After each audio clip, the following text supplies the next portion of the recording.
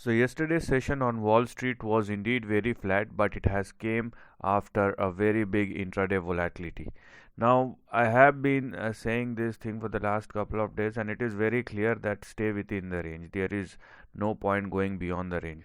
Now, there are a couple of reasons for that. I have already explained some of the reasons in my previous video, but if you are looking at today's trading session or just couple of highlights before the trading session of 26th of January, I mean, you can see job cuts, you can see global tension, and most specifically what I am concerned about is the Fed.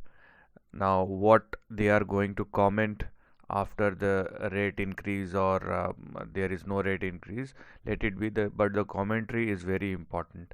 And if the stock markets needs to go higher after the job cuts, it does not suits the momentum, because if analyst says you need to do the job cut to maintain your margin, I don't know what kind of logic is this.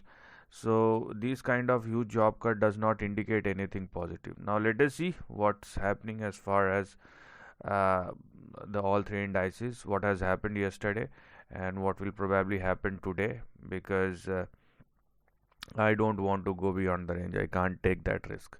That's very sure as far as the trend is concerned. And you know, if I need to or if I have to, I'll definitely uh, skip it. I'll wait for the next couple of days if I don't understand the trend or the price action, but I won't go beyond the range. And when the range is very clear and simple, there is no point or there is no need to do dancing here and there and unnecessary wasting money. It's called wasting of money. You will put your money, you will not get anything. So what is the need for that? You just wait and wait for your opportunity. As far as Dow Jones is concerned, you can clearly see the range is not changed yet. And what I am specifically looking at is, as I told you yesterday, I am more focused on the weekly chart and weekly indicators, and let the earning season be over, and you will see what momentum will push the stock market. That is something which we need to ask, because the momentum or the indicators are dying down and dying down very fast. So I mean, that's completely a risk which we need to look at. Now, as far as Dow Jones is concerned, you will keep your stop loss, strict stop loss of 33,479 if you want to go higher, where you have your next couple of targets, or two targets specifically, 34,353 and 34,627, where you're going to find your resistance. And if Dow Jones falls below 33,479, obviously the support will open up, and it will be in between 32,973 and 32,594. So this is what we are looking at as far as the Dow Jones is concerned. Talking about the Nasdaq, and don't try to predict beyond the range. This is very important, because this range formation is happening after a big downside. So a range after a big downside uh, never tells you that there is a big trend going forward, because once the correction is over and once any indices or stock or any financial instrument hit the rock bottom, you will see a big price action. Okay, that is an indication that the trend is reversing and not the consolidation. Consolidation is just taking or spending its time out, analyzing the situation, and then go on to the natural trend which has started a couple of months back, and in this case downside. Nasdaq, as I've told you yesterday, I'm telling you the same thing again. It is very near to 11,500, 11,585, 590.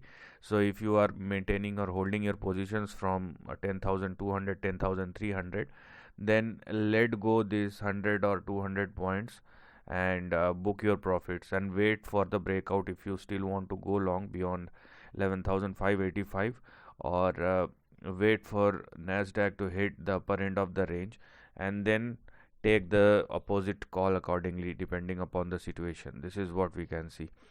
And as far as SPX or S&P 500 is concerned, you will see the similar kind of thing. Yes. So I don't have any interest. It's not about guts or anything else. Interest going beyond this range, and the similar kind of range will play out up and down, up and down. The market lacks momentum. It's very clear that there is no momentum in the market. Intraday volatility for 100 200 point may give traders something to earn, but it is not for passive investors. And even for active investors, those who are holding stocks with and sell it within 12 months, for them as well, this kind of market does not suits them, because the stocks and market is not going anywhere. So for S&P 500, you have your resistance in between 4033 and 4100, and on the downside you have 4000 3800 and 3765. So this is what you're gonna look at. And I will say this thing again: if you want to take risk, don't take unnecessary risk, and when you don't understand the situation. I mean, I have talked about the big trend for Dow Jones, and I have been mentioning the big trend of S&P 500. If you are looking my last month videos, and there is no change in trend. Okay, this is the big trend for S&P 500, and if I draw a line, you can clearly see there is no change in the trend. Okay, there is no change in the trend. Everything is happening within the range, and if it fails, the problem is, if it fails, we need confirmation. But if it fails, there will be a big downside which will open up. And I still believe, this is my personal belief, that we have one more big downside to go before the upside starts. So I don't have any doubt, and market is not giving any signal that the market has bottomed out and it will move higher. There is there is one more to go on the downside.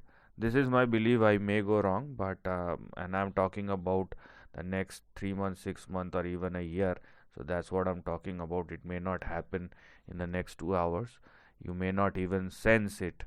Okay, but the thing is, don't take irrational decision. Let the market decide. Let flow with the market. So this is the end of the video. Thanks for watching.